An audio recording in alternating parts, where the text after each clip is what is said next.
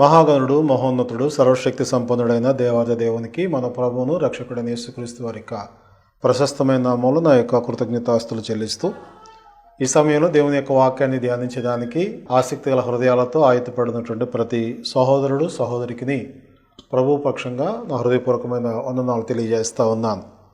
ప్రభునందు ప్రియ దేవుని బిడ్డలారా, మీరందరూ క్షేమంగా ఉన్నారని, మీరు మా కొరకు చేసిన ప్రార్థనలను బట్టి, అలాగే మేము మీ కొరకు చేసిన విజ్ఞాపనలను బట్టి దేవుని నిరీక్షణతో ముందు కొనసాగుతూ ఉన్నాం. అలాగే నీ పరిచర్లు ఇంకా ముందు కొనసాగేదానికి మీ వంతుగా అలాగే మరి అన్ని రకాలైన సహాయ సహకారాలు అందించాలని, అనేక మంది రక్షణలోకి నడిపించబడటానికి బలపడటానికి ఈ యొక్క పరిచర్లు ఉపయోగకరంగా ఉండటానికి మీ యొక్క బాధ్యతను మీ వంతును కూడా గుర్తు చేస్తూ ఈ యొక్క పాఠంలోనికి వెళదాం. ఈ సమయంలో ఈ రోజున మనం ఆలోచించే వాక్యాంశం ఏంటి అని అంటే, ఆశీర్వాద నిబంధనకు మీరు వారసులా అనే విషయాన్ని గురించి మనం ఆలోచించాలనుకుంటా ఉన్నాం. ఇదేంటండి, ఆశీర్వాదం ఏంటి, నిబంధన ఏంటి, వారసత్వం ఏంటి అనేటువంటి విషయాలు అనుకోవచ్చును. వాస్తవానికి ఆశీర్వాదము అనేటువంటిది అందరికీ ఇష్టమైనటువంటి పదము. అలాగే ఆశీర్వాదములు అనేటువంటివి అందరికీ కావలసినటువంటి విషయాలు. అయితే ఇక్కడ మనం ఆశీర్వాదం అనేటువంటి విషయాన్ని భౌతిక సంబంధమైన కోణంలో చూస్తున్నామా, లేక ఆత్మ సంబంధమైనటువంటి కోణంలో చూస్తున్నామా? ఈ వ్యత్యాసాన్ని కూడా గుర్తించకుండా కేవలము ప్రతీదీ ఆశీర్వాదం అనుకుని, అవే శాశ్వతం అనుకుని తమ యొక్క జీవితాలను మరి అసంపూర్ణంగానే దేవుడు నడిపించుకునేటువంటి వారికి ఈ వాక్యాన్ని నేను తెలియచేయాలని ఆశపడతా ఉన్నాను.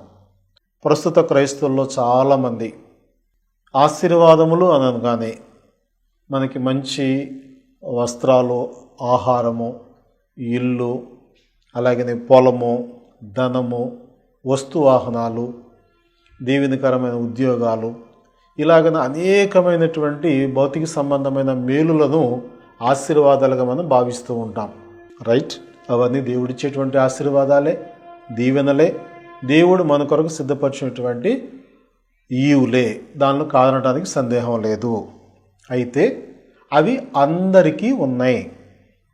గమనించండి, దేవుడి లోకంలో అందరికీ అన్నీ ఇస్తూ ఉన్నాడు.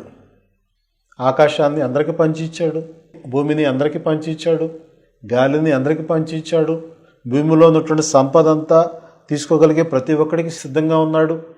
అలాగే ఎవరైతే కష్టపడతారో తమ కష్ట ఫలము అనిపించేటట్లుగా దేవుడు ప్రతి ఒక్కరిని దీవించాడు. కాబట్టి ఇవన్నీ దీవెనలే. కానీ ఇవే శాశ్వతమైనవి అనుకున్నట్లయితే మన క్రైస్తవ్యానికి, మన భక్తికి సరైన అర్థంలో మనం కొనసాగుతున్నట్లు కాదు. అందుకే ఈరోజు నేను చెప్పాలనుకున్న మాట ఏంటంటే, ఆశీర్వాద నిబంధనకు మనము వారసులమా? ఏంటి ఈ ఆశీర్వాద నిబంధన అంటే, ముందుగా మనం గమనించినప్పుడు దేవుడు ప్రతి వారిని ఆశీర్వదించడానికి ఆయన సిద్ధంగా ఉన్నాడు, ఆలోచన చేసుకుని ఉన్నాడు. దానికి సంబంధించిన ఏర్పాట్లన్నీ ఆయన చేసే ఉన్నాడు. అయితే వాటిని పొందుకునేదానికి మనకు అర్హత సంపాదించుకున్నటువంటి అప్పుడే నిజంగా దేవుడు మనల్ని శాశ్వతమైన ఆశీర్వాదంతో నింపేదానికి సిద్ధంగా ఉన్నాడు. మిత్రులారా, గమనించండి, ఈ భౌతిక సంబంధమైన ఆశీర్వాదాలు మనం పొందుకున్నా కానీ ఒకానొక దినానికి ఇష్టం ఉన్నా లేకపోయినా విడిచిపెట్టి వెళ్లాల్సిందే. రైట్? అవునా కాదా? బాగా కష్టపడి దేవుని దగ్గర ప్రాధేయపడి విస్తారమైన పొలాలు, స్థలాలు సంపాదించాం. ఏదైనా ఒక జానుడైనా వెంట పెట్టుకుని పోగలమా? డబ్బులు సంపాదించాం, వెంట పెట్టుకుని పోగలమా? బంగారము, వెండి, రత్నాలు, మణులు, మాణిక్యాలు సంపాదించాం. ఏదైనా మన వెంట వస్తుందా? ఎవరైనా ఇస్తారా మనకి? అంటే ఇవన్నీ శాశ్వతమైనటువంటివి కావు. కేవలం ఈ భూలోకంలో బ్రతికినంత వరకు మనము సంతోషపడటానికి, వాటిని బట్టి మన పక్షంగా దేవుడు మహింపరచడానికి ఇచ్చేటువంటి ఆశీర్వాదాలే తప్ప అవే జీవితం అనుకుంటే పొరపాటే. అయితే నిజమైనటువంటి ఆశీర్వాదం ఏంటి అనేదంటే, ఈ ఆశీర్వాదం పొందేదానికి దేవుడు ఒక పద్ధతిని, ఒక క్రమాన్ని ఏర్పాటు చేసి పెట్టాడు. అపోస్తలుల కార్యములు 3వ అధ్యాయము 26వ వచనాన్ని మనం చదివినట్లయితే, దేవుడు తన సేవకును పుట్టించి మీలో ప్రతి వానిని వాని దుష్టత్వము నుండి మళ్లించుట వలన మిమ్మల్ని ఆశీర్వదించుటకు ఆయనను మొదట మీ యొద్దకు పంపానని చెప్పాను. ఈ వాక్య భాగాన్ని జాగ్రత్తగా మనం పరిశీలించినట్లయితే దేవుడు తన సేవకుడిని పుట్టించి అనగా లేపి అనేటువంటి మూలవాక్యాన్ని చెప్తా ఉన్నాడు. మీలో ప్రతి వానిని వాని దుష్టత్వం నుండి మళ్లించటం వలన మిమ్మల్ని ఆశీర్వదించాలని. అంటే ఆశీర్వదిస్తాడు ఆయన పుట్టించిన సేవకుడి ద్వారా. అయితే ఆశీర్వాదం ఎట్లా వస్తుంది? ప్రతి వానిని వాని దుష్టత్వము నుండి మళ్లించటం వలన. అంటే దుష్టుడుగానే బ్రతికేటువంటి వాడికి ఈ సేవకుని ద్వారా కలిగే ఆశీర్వాదం రాదు. ఎప్పుడు వస్తుంది అంటే ఆ దుష్టత్వం నుండి మళ్లించటం వలన మిమ్మల్ని ఆశీర్వదించటానికి ఆయనను అనగా సేవకుడిని మొదట మీ యొద్దకు పంపాడు అని ఆనాడు యూదులతో పేతురు మాట్లాడుతూ ఉన్నాడు. కనుక ఆ మాట్లాడినటువంటి మాట ప్రకారమే ఈరోజు మనము కూడా మరి ఆ ఆశీర్వాద సంబంధమైన వాగ్దానానికి వారసులుగా ఉన్నామా, లేక తాత్కాలికమైన విడిచిపెట్టేటువంటి ఆశీర్వాదానికి వారసులుగా ఉన్నామా అనే విషయాన్ని మనం గ్రహించాలి. మొదటగా మనం గమనించినట్లయితే ఆ సేవకుడిని దేవుడు మహిమపరిచాడు అని అనేక సంగతులు చెప్తూ ఉంటాడు. అపోస్తలుల కార్యములు 3వ అధ్యాయము 13వ వాక్యం మనం గమనించినప్పుడు, అబ్రహాము, ఇస్సాకు, యాకోబు అని వారి దేవుడు అనగా మన పితరుల దేవుడు తన సేవకుడని యేసును మహిమపరిచి ఉన్నాడు, మీరాయనను అప్పగించితిరి. గమనించండి, ఇక్కడ యేసును గురించి మాట్లాడుతూ దేవుడు ఆయనను మహిమపరిచి ఉన్నాడు అని చెప్పాడు. మహిమపరచటం అంటే ఎట్లాగనా? ఒక వాక్యాన్ని అక్కడ ఆగుదాం. ఆ తర్వాత మనం గమనించినట్లయితే యోహాను సువార్త 8వ అధ్యాయము 54వ వచనం కూడా చదువుదాం. అందుకు యేసు, నన్ను నేనే మహిమపరుచుకొనిన ఎడల నా మహిమ వట్టిది. మా దేవుడని మీరెవరిని గురించి చెప్పుచున్నారో ఆ నా తండ్రియే నన్ను మహిమపరిచి ఉన్నాడు అని చెప్తా ఉన్నాడు. గమనించారా? మొదటి వాక్యం మనం గమనించినప్పుడు దేవుడు యేసును మహిమపరిచి ఉన్నాడు అని చెప్పాడు. అలాగనే యేసు ప్రభు స్వయంగా తనను గురించి ఏం చెప్తా ఉన్నారు? మీరు ఎవరైతే మా తండ్రి అని చెప్పుకుంటున్నారో ఆ మీ తండ్రి అని చెప్పుకునేటువంటి ఆయనే నన్ను మహిమపరిచి ఉన్నాడని చెప్పి యేసు ప్రభు కూడా చెప్పాడు.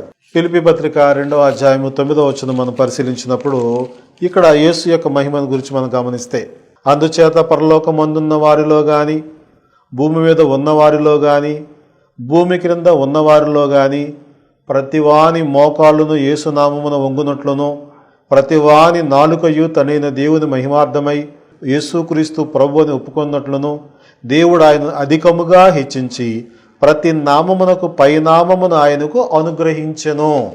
ఈ 3 వచనాల్లో మనం గమనిస్తే దేవుడు యేసును మహింపరిచాడు. ఆ యేసు అంటున్నాడు, మీ తండ్రి నన్ను మహింపరిచాడు అన్నాడు.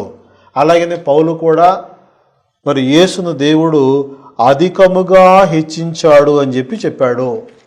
ఇంకా అలాగనే హెబ్రీ పత్రిక 2:9 కూడా చూస్తే మహిమా ప్రభావములతో కిరీటము ధరించిన వానిగా ఆయన హెచ్చించాడు అని చెప్పాడు. ఈ విషయాలన్నింటిలో మనం గమనిస్తే దేవుడు యేసును మహిమపరచటంలో లేక హెచ్చించటంలో ఘనపరచటంలో ఏ పద్ధతిలో జరిగిందది? దేవుడు యేసును మహిమపరిచాడు అంటే ఎక్కడైనా ఉన్నతమైన సింహాసనం మీద కూర్చోబెట్టాడా, లేకపోతే యేసుకు ఈ భూలోకంలో ఉన్నటువంటి వాటన్నిటిలో అనేకమైనటువంటి పొలాలు స్థలాలు ఇచ్చాడా, లేకపోతే ఎక్కడైనా ఒక రాజుగా అభిషేకించి ఆయన తల మీద ఒక కిరీటాన్ని ఏమన్నా పెట్టాడా? ఎలాగన హెచ్చించాడు, ఎలాగన మహింపరిచాడు, ఏ విధంగా ఆయన్ని ఆధిక్యతను సమకూర్చాడు మీరు గమనించాలి. ఈ రోజున క్రైస్తవులైన చాలామంది ఏమనుకుంటున్నారు అంటే దేవుని పిల్లలు అయిన తర్వాత మనం ఎంత బాగా డబ్బు సంపాదిస్తే అంతగా ఆశీర్వాదం పొందినట్టు అనుకుంటున్నారు. మనం ఎంత బాగా వస్తు వాహనాలతో తొలుతూగుతూ ఉంటే అంత బాగా ఆశీర్వదించినట్టు అనుకుంటున్నారు. ఇలాగన భూ సంబంధమైన స్థితిగతులు మారిపోయి గత జీవితానికి ఇప్పుడు జీవితానికి తేడా తెలియనంతగా ఎదిగితే అది ఆశీర్వాదం అనుకుంటున్నారు. గమనించండి ప్రియులారా, అవన్నీ భూ సంబంధమైనటువంటి గొప్పతనాలు. కానీ దేవుడు యేసుని పుట్టించి హెచ్చించిన విధానం మనం గమనిస్తే ఆయన వ్యక్తిత్వంలో హెచ్చించబడ్డాడు, ఆయన పరిచర్య స్టైల్లో హెచ్చించబడ్డాడు. తండ్రి మాట చెప్పింది చెప్పినట్టుగా విధేయత చూపించే క్రమంలో ఆయన అధికంగా హెచ్చించబడ్డాడు తప్ప కేవలము వస్తు వాహనాలను లేకపోతే ఇంకా భూ సంబంధమైన వేటిని బట్టి ఆయన హెచ్చింపబడిన స్థితి ఆయనకు లేదు. ఇంకా చెప్పాలంటే ఆయనకి తలవాల్చుకున్నటకు జానుడు చోటైనా లేదని చెప్పాడు ఆయనే. నక్కలకు బొరియలు ఉన్నాయి, ఆకాశ పక్షులకు గూళ్ళు ఉన్నాయి, కానీ మనిషి కుమారుడికి తలవాల్చుకునే దానికి జానుడు చోటు కూడా లేదు అని చెప్పాడు. ఇప్పటికీ లేదు ఆయనకి ఈ భూమి మీద. గమనించండి, చాలామంది పేతురు గారికి దేవాలయం కట్టేస్తారు, ఆంధ్రేయ గారికి దేవాలయం కట్టేస్తారు, పౌలు గారికి దేవాలయం కట్టేస్తారు, అలాగే అందరి భక్తులకి ఆస్తులు సమకూర్చి పెడతా ఉన్నారు. కానీ యేసు ప్రభుకి ఆస్తి ఏదండి భూమి మీద? గమనించండి, అదే ఆశీర్వాదం అంటే.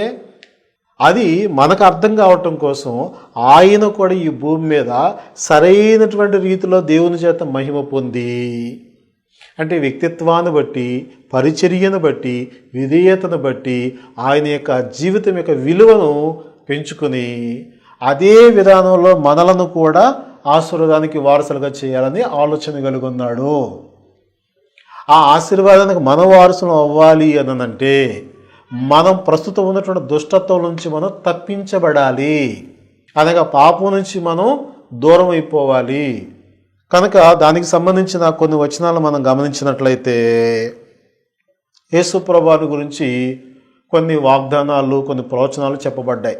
వాటిలో ఒకటి మనం గమనించినప్పుడు రోమీయులకు రాసిన పత్రిక 11వ అధ్యాయము 26వ వచనాన్ని మనం పరిశీలించినట్లయితే, విమోచకుడు సియోనులో నుండి వచ్చి యాకోబులో నుండి భక్తిహీనతను తొలగించును, నేను వారి పాపలను పరిహరించినప్పుడు నా వలన వారికి కలుగు నిబంధన ఇదియే అని వ్రాయబడినట్లు ఇజ్రాయేలు జనులందరూ రక్షింపబడుదురు.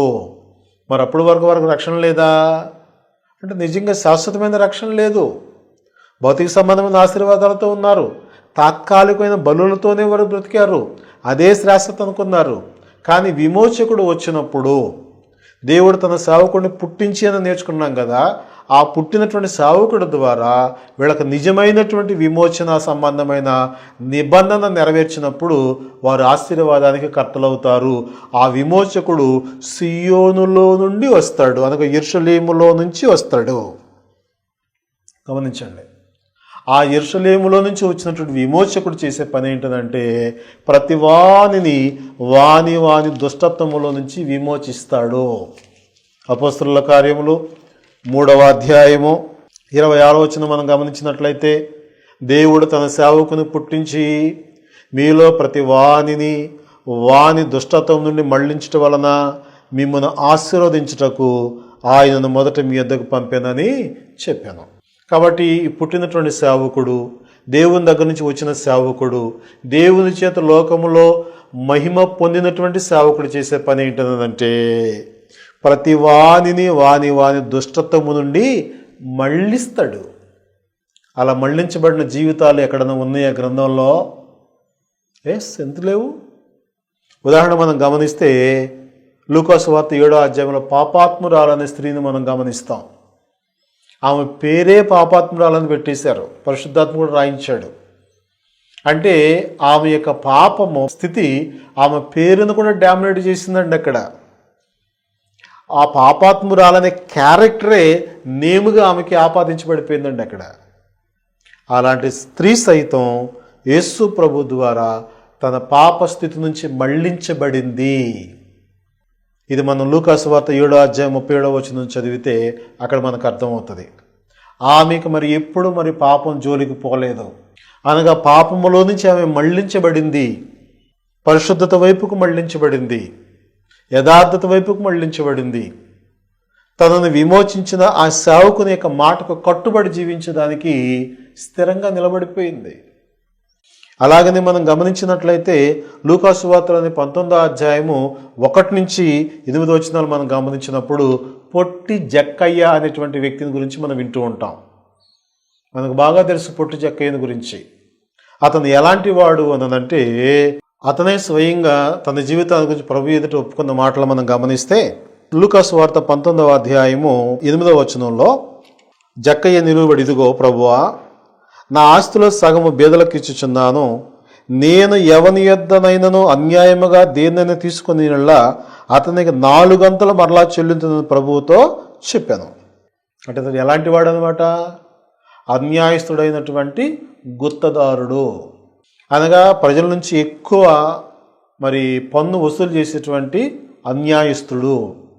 అలాంటి వ్యక్తి ఒకానొక దినాన ప్రభువును చూడాలనే ఆశతో మేడు చెట్టు ఎక్కి ఆయన్ని చాటుగా గమనిస్తూ ఉంటే ఆ వ్యక్తిని చూడలేదు, కానీ ప్రభువును చూడటానికి తహతహలాడుతున్న హృదయాన్ని ఆయన చూశాడు. కాబట్టి ఆ మేడు చెట్టుతో ఉన్న తిన్నగా వెళ్ళాడు. ఆయన కన్నులెత్తి పైకి చూసి, జక్కయ్య త్వరగా దిగిరా, ఈరోజు నేను ఇంటికి రావాల్సిందని చెప్పాడు. గమనించండి, అంటే అప్పటి వరకు చేసిన అన్యాయపు జీవితము, తను బ్రతికినటువంటి దుష్టత్వమైనటువంటి జీవితము మారిందా లేదా? జక్కయ్యను మార్చుకోవాలి, నీ బ్రతుకు మార్చుకోకపోతే నరకం ఉందని జక్కయ్యకి ఏమైనా ప్రభు చెప్పాడా? పాపాత్మురాలైన స్త్రీకి ఏమైనా ఆయన బోధ చేశాడా? గమనించండి, అంటే నిజంగా ఆ సేవకుడి గురించి మనం తెలుసుకున్నప్పుడు, దేవుడు పుట్టించినటువంటి దేవుని యొక్క కుమారుడు గురించి మనం ఎరిగినప్పుడు మన జీవితంలో ఒక నిజమైన మార్పు అనేది బయలుదేరుతుంది. అది ఏం చేస్తుందంటే మనలో ఉన్నటువంటి దుష్టత్వం నుంచి మనల్ని మళ్ళించి దేవుని కుమారుడు వైపు తిప్పుతుంది మనల్ని. అది ఏదైనా సరే, ఎలాంటి పరిస్థితి అయినా సరే. ఇంకా మనం గమనించినట్లయితే సమాజ మందిరపు అధికారి ఒక ఆయన, యూస్తోన్ ఒక ఆయన నాడు అపోస్తల కార్యం 18వ అధ్యాయంలో. అతను సమాజ మందిరానికి అధికారి, అనగా అనేక మందికి వాక్యం బోధించేటువంటి స్థాయిలో ఉన్నాడు. కానీ నిజంగా ప్రభు యొక్క మాటలు గుర్తించినప్పుడు అతను ఏం చేశాడో తెలుసునా? తను చేసేటువంటి పరిచర్యని విడిచిపెట్టాడు, తనకు తెలిసినట్టు విధానం పక్కన పెట్టేశాడు. ఏదైతే అపోస్తలు బోధించారో ఆ బోధకు కట్టుబడి అతను ప్రభు యొక్క సంఘంలో చేర్చబడి ప్రభువుకు పరిచర్య చేసిన వాడిగా తన విధానాన్ని మార్చుకున్నాడు. అది కదా నిజంగా దుష్టత్వం నుంచి మళ్లించబడటం అంటే. నేనున్నదే రైటు, నేను చెప్పిందే రైట్ అనేటువంటి వాదంతో మనం ఉన్నాము అంటే వాదన సాధనకు అడ్డవుతుంది. అంటే మనం సాధన చేయటానికైనా సాధించడానికైనా పనికిరాని వాళ్ళంగా భ్రష్టులుగా అయిపోయేటువంటి ప్రమాదం మన జీవితాలకు ఏర్పడుతుంది. ఇంకా అలాగే మనం గమనిస్తే క్రొత్త నిబంధనలో అపోస్తలుల కార్యములు 19వ అధ్యాయం పరిశీలించినప్పుడు ఇక్కడ మాంత్రికులు సైతం వాళ్ళు ఉన్నటువంటి మార్గంలో నుంచి దేవుని వైపు తిరిగిన సందర్భాలు మనం గమనిస్తూ ఉంటాం. 19వ అధ్యాయంలో పౌలు ఎఫెసీ పట్టణంలో వాక్యం బోధిస్తూ ఉన్నాడు. అలాగనే దురాత్మలు పట్టినటువంటి వాళ్ళ దగ్గర, అలాగనే సాతాను చేత పీడింపబడేటువంటి వారి దగ్గర యేసునామాన్ని ఉచ్చరించి వారిని స్వస్థపరుస్తూ ఉన్నాడు. అయితే అదే పట్టణంలో స్కెవయ అనేటువంటి ఒక యూదుడు ప్రధాన యాజకుడిగా ఉంటూ, గమనించండి, యూదుడు ప్రధాన యాజకుడిగా ఉంటూ అతను తన 7 కుమారులకు మాంత్రిక విద్యను అభ్యసింపజేశాడట. అతడు యూదుడయ్యుండి, చూడండి, యూదుడికి పాత నిబంధన కాలం నుంచి దేవుడు చెప్పాడు, తంత్ర మంత్రాలను కానీ, శకునాలను కానీ, జ్యోతిష్కాలను కానీ, సోది కానీ ఇవన్నీ దరిచారనీయకూడదని చెప్పాడు. కానీ అతడు యూదుడయ్యుండి ప్రధాన యాజకుడిగా ఉంటూ కూడా తన పిల్లలకు మాంత్రిక విద్య నేర్పించాడు. ఆ విద్య ద్వారా దయ్యాలు పోగొట్టుకుంటూ బ్రతికిపోయేటువంటి వాళ్ళు పౌలు యేసునామాన్ని ఉచ్చరిస్తూ ఉంటుండగా మనం ఎందుకు ఉచ్చరించకూడదని చెప్పేసి యేసునామాన్ని ఉచ్చరించి వాళ్ళ లాభాన్ని పెంపొందించుకోవాలని ప్రయత్నం చేశారు. అప్పుడు ఏం జరిగింది గమనించండి. ఆ దయ్యం పట్టినటువంటి వాళ్ళు పౌలెవరో మాకు తెలుసు, యేసెవరో మాకు తెలుసు, ఇంతకీ మీరెవరని వారిని అవమానపరిచి దిగంబరులుగా చేసి అవమానపరిచినందున వాళ్ళు అక్కడి నుంచి పారిపోతే మిగిలినటువంటి వారు చాలామంది మాంత్రిక విద్యగా నేర్చుకున్న వాళ్ళు ఉన్నారే, వాళ్ళందరూ కూడా ఏం చేశారు అనంటే అపోస్తలుల కార్యములు 19వ అధ్యాయము 18-19 వచనాలను చదువుదాం. విశ్వసించిన వారు అనేకులు వచ్చి తాము చేసిన వాటిని తెలియజేసి ఒప్పుకొనిరి. మరియు మాంత్రిక విద్య అభ్యసించిన వారు అనేకులు తమ పుస్తకములు తెచ్చి అందరి ఎదుట వాటిని కాల్చివేసిరి. వారు లెక్క చూడగా వాటి వెల 50,000 వెండి రోకలాయను. చూడండి, మాంత్రిక విద్యను అభ్యసించి మంత్రతంత్రాలతో చలామణి అయిపోయేటువంటి వాళ్ళు సైతం పౌలు చెప్పిన దేవుని యొక్క వాక్యాన్ని బట్టి వాళ్ళ బ్రతుకులను మార్చుకున్నారు. వారు ఉన్నటువంటి కాని మార్గంలో నుంచి మళ్లింపబడ్డారు. వాళ్ళ దుష్టత్వంలో నుంచి నీతిలోనికి వాళ్ళు చేర్చబడ్డారు. ఇది కదా నిజమైనటువంటి ఆశీర్వాదం. గమనించండి, ఇటువంటి ఆశీర్వాదాన్ని మనం పొందుకొనకుండా కేవలము వస్తు వాహనాలను ఇంకా ఏదో భూ సంబంధమైనటువంటి ఈవులను పొందుకొని ఇవే దేవుని ఆశీర్వాదం భ్రమపడుతూ ఉంటే ఎవరు మనల్ని బ్రతికించేది, ఎవరు మనల్ని కాపాడేది? దేవుని కృప లేకుండా, దేవునితో సమాధానం లేకుండా, దేవునితో ఐక్యత లేకుండా నీకు ఎంత డబ్బున్నా కానీ నీ రోగాన్ని తగ్గించగలదా? దేవునితో సమాధానపడి సంతోషం లేకుండా ఎంత విలువైన ఆహారం తీసుకున్నా నీకు సంతోషం కలుగుతుందా? ఒక్కసారి ఆలోచించండి. ఇవన్నీ దేవుని ఎదగటానికి మనకు ఉపయోగపడాలి తప్ప దేవుని నుంచి దూరం చేయటానికి కాదు.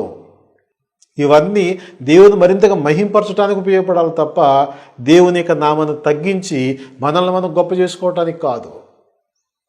కనుక ఇలాంటి విధానంలో మనం మళ్ళించబడితే, నిజంగా దుష్టత్వంలో నుంచి మళ్ళించబడితే, నిజము కాని భక్తిలో నుంచి మనం మళ్ళించబడితే, నిజము కాని మార్గంలో నుంచి నిజంగా మనం మళ్ళించబడితే అది కదా నిజమైనటువంటి ఆశీర్వాదం. జాగ్రత్తగా గమనించండి, అది ఆశీర్వాదం. అలాంటి ఆశీర్వాదం అనేటువంటిది వాగ్దాన సంబంధమైన ఆశీర్వాదం సుమా. భూ సంబంధమైన ఆశీర్వాదాలు తాత్కాలికమైన ఆశీర్వాదాలు, అవి కావాలి. కానీ ఎంతవరకు అంటే దేవునికి మనల్ని దూరం చేయనంత వరకు కావాలి. ఒకవేళ దేవునికి దూరం చేసేంతగా ఎదుగుతుందంటే దాన్ని అక్కడ తుంచుకొని దేవునితోనే సంబంధం కొనసాగించడం మనకు బెటరు. ఇలాగ ఆశీర్వదింపబడినటువంటి వారిని గురించి మనం ఆలోచన చేసినట్లయితే, ఇందాక మనం చదివినట్లుగా అపోస్తల కార్యాలు 3వ అధ్యాయము 26వ వచనంలో మనం చదివాం కదా. దానికంటే ముందున్నటువంటి 25వ వచనాన్ని కూడా ఒకసారి మనం చదువుదాం. ఆ ప్రవక్తలకును దేవుడు అబ్రహాముతో నీ సంతానమందు భూలోక వంశములన్నీ ఆశీర్వదింపబడదని చెప్పి మీ పితరులతో చేసిన నిబంధనకు మీరు వారసులై ఉన్నారు. గమనించారా? ఎవరినైతే దేవుడు పంపించాడో, ఎవరినైతే పుట్టించాడో ఆ సేవకుని యందు విశ్వాసం ఉంచి ఆయన మాటకు లోబడిన వారు ఎవరైతే ఉన్నారో వారిని గురించి దేవుడు ఎప్పటి నుంచో తెలియజేస్తూ వచ్చాడు. ఆ తెలియజేసిన సందర్భం ఏంటంటే అబ్రహాము ద్వారా, అనగా నీ సంతతి ద్వారా భూలోక వంశాలన్నీ ఆశీర్వదిస్తానని చెప్పాడు. ఆ ఆశీర్వాదము నిబంధన సంబంధమైన ఆశీర్వాదము. కనుక ఆ నిబంధన ఎలాంటిది అన్నదంటే ఒకసారి గలతీలకు రాసిన పత్రిక 3వ అధ్యాయము 7వ వచనం నుంచి మనం పరిశీలించినట్లయితే, కాబట్టి విశ్వాస సంబంధులే అబ్రహాము కుమారులను తెలుసుకొనుడి, దేవుడు విశ్వాస మూలముగా అన్యజనులను నీతిమంతులుగా తీర్చున్న లేఖనం ముందుగా చూసి నీ యందు అన్యజనులందరూ ఆశీర్వదింపబడని అని అబ్రహామునకు సువార్త ముందుగా ప్రకటించను.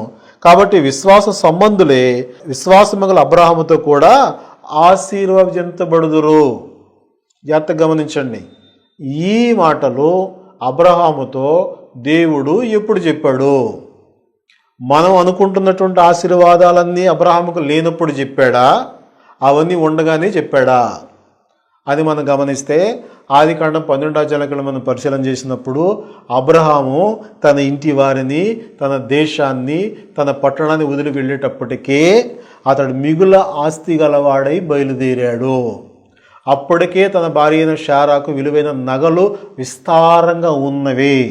అప్పటికి అతడు మేకల మందలతో, పశువులతో బాగా ఆశీర్వాదకరంగా ఉన్నట్టు వ్యక్తే. ఆ వ్యక్తితో దేవుడు మరలా ఈ ఆశీర్వాదం గురించి చెప్పాడు. అంటే భౌతిక సంబంధమైన ఆశీర్వాదాలతో నింపుతానని మాత్రం కాదు. నీ సంతతి ద్వారా భూలోక వంశాలన్నీ ఆశీర్వదిస్తాను అంటే భూలోకంలో ఎవరైతే దుష్టత్వం చేత బంధింపబడి ఉన్నారో, పాపముల చేత నలిగిపోతూ ఉన్నారో వాళ్ళందరినీ నీ సంతతి అనబడుతున్న కుమారుడిని క్రీస్తు ప్రభు ద్వారా విమోచిస్తాను. అది నిజమైన ఆశీర్వాదమైన వాగ్దానము అబ్రహాముతో చేశాడు. గలతీలకు రాసిన పత్రిక 3వ అధ్యాయము మనం గమనిస్తే, ఎవరైతే యేసుక్రీస్తుని విశ్వాసం ఉంచుతారో వారు బాప్తిసం పొందితే దేవుని కుమారులు అయి ఉంటారు, క్రీస్తుని ధరించుకుంటారని చెప్పిన తర్వాత 29వ వచనంలో అంటాడు, మీరు క్రీస్తు సంబంధులైతే ఆ పక్షమందు అబ్రహాము యొక్క సంతానం అయ్యుండి వాగ్దాన ప్రకారము వారసులు అంటాడు. గమనించండి, ఒకటే విషయం, భౌతిక సంబంధమైన ఆశీర్వాదాలు ఎవరైనా పొందొచ్చును. అన్యుడు పొందుతాడు, నాస్తికుడు పొందుతాడు, దరిద్రుడు పొందుతాడు, భక్తుడు పొందుతాడు. కానీ దేవుడు అబ్రహాము ద్వారా చేసినటువంటి వాగ్దాన వారసత్వం లేక వాగ్దాన సంబంధమైన ఆశీర్వాదాలు నిజంగా క్రీస్తు దగ్గరకు వచ్చి ఆయన బట్టి దుష్టత్వం నుంచి మళ్లించబడి ఎవరైతే నీతిమంతులుగా ఉంటున్నారో వారికి మాత్రమే నిబంధన సంబంధమైన ఆశీర్వాదానికి వారసులుగా ఉండే అవకాశం ఏర్పడుతుంది. ఈ ఆశీర్వాదాన్ని పోగొట్టుకొని భూలోకంలో ఎన్ని ఆశీర్వాదాలు సంపాదించుకున్నా నా ప్రాణమా తినుము తాగు సికుంచుమని చెప్పినటువంటి ధనవంతుని జీవితంతో మన జీవితం సమానమే. అలాంటి అర్థం లేని జీవితం కాకుండా మనము వాగ్దాన నిబంధన సంబంధమైన ఆశీర్వాదం కర్తలుగా ఉన్నట్లయితే ఆ ఆశీర్వాదం ఏంటంటే విమోచన సంపాదించుకోవటం, దేవునితో సమాధాన పడటం, దేవుని యొక్క ఆత్మను మనం పొందుకోవటం, పరలోకం యొక్క వాగ్దానానికి వారసులు అవటం. ఇది నిజమైనటువంటి ఆశీర్వాదము. ఈ ఆశీర్వాదం ఉన్న వాళ్ళకి ఎల్లప్పుడూ సంతోషం ఉంటుంది, ఎల్లప్పుడూ సమాధానం ఉంటుంది. దేవుడు ఎప్పుడు వరకు తోడుగా ఉంటాడు. వారి జీవితంలో సమస్తమైన మేలు చేత నింపి వాళ్ళని ఆశీర్వదిస్తూనే ఉంటాడు అన్ని విధాలుగా. అలాంటి శ్రేష్టమైన ఆశీర్వాదం కర్తలు అవ్వాలి అని అంటే కేవలం భౌతిక సంబంధమైన వాటి మీద మాత్రం దృష్టి పెట్టకుండా దేవుడు చెప్పిన నిబంధన సంబంధమైన ఆశీర్వాదాల మీద దృష్టి పెట్టగలిగితే అవి పొందుకుంటాం, ఇవి పొందుకుంటాం, దేవునికి మహిమకరమైన పాత్రలకు బ్రతుకుతాం. అలాంటి శ్రేష్టమైన జీవితాన్ని పొందేదానికి దేవుడు ఈ వాక్యం ద్వారా మనల్ని అందరూ కూడా నడిపించాలని ఆశిస్తూ శ్రద్ధగా ఉన్న మీ అందరికీ నా యొక్క వందనాలు తెలియజేస్తూ ఈ మాటలు ముగిస్తా ఉన్నాను. ప్రార్థించుకుందాం. మమ్మల్ని మిక్కిలిగా ప్రేమించిన మా తండ్రి, మీ ఘనమైన శ్రేష్టమైన నామానికి కృతజ్ఞతలు, స్తోత్రాలు. ఆయన ఈ సమయంలో మేము వాగ్దాన సంబంధమైన ఆశీర్వాదం గలవారమా లేక భౌతిక సంబంధమైన ఆశీర్వాదానికి కర్తలుగా ఉన్నామనే విషయం పరిశీలించాం. కేవలం భౌతిక సంబంధమైన ఆశీర్వాదాలు అయితే వాటన్నిటిని ఒక్కొక్క దినాన్ని విడిచి మీరు ఒట్టి చేతులతో వెళ్ళిపోవాలి. లేదు వాగ్దాన సంబంధమైన ఆశీర్వాదము అనగా మరి పాపక్షమాపణ, రక్షణ, సమాధానము, నెమ్మది అనేటువంటి వాటితో మేము ఉండగలిగితే అవి ఈ లోకమందును పరలోకమందు కూడా మాకు తోడుగా ఉంటాయి. అలాంటి ఆశీర్వాదం కర్తలుగా మమ్మల్ని అందరిని ఆయుధపరచమని, మీరే మహిమ గంత ప్రభావాలు పొందుకొనమని ఈ మనవులన్నీ మా ప్రభు యేసుక్రీస్తు వారి పేరట అడుగుచున్నాము తండ్రి. ఆమేన్. మీ అందరికీ వందనాలండి.